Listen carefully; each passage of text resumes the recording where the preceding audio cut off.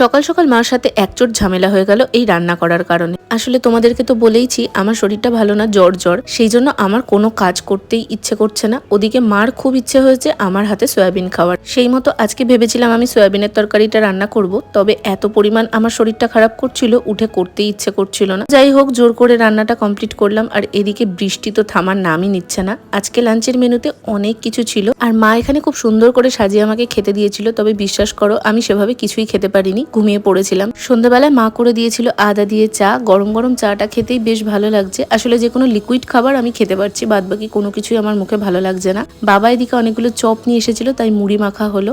আর এদিকে মাকে আমি বের করতে বলেছিলাম সোয়েটার বা একটু মোটা ধরনের জামা। আমার প্রচন্ড শীত করছে, সেই জন্য রিন্টুর একটা টি শার্ট আমি আমার ড্রেসটার ওপর দিয়ে পরে নিয়েছি, আর এখন আমার একটু স্বস্তি বোধ হচ্ছে।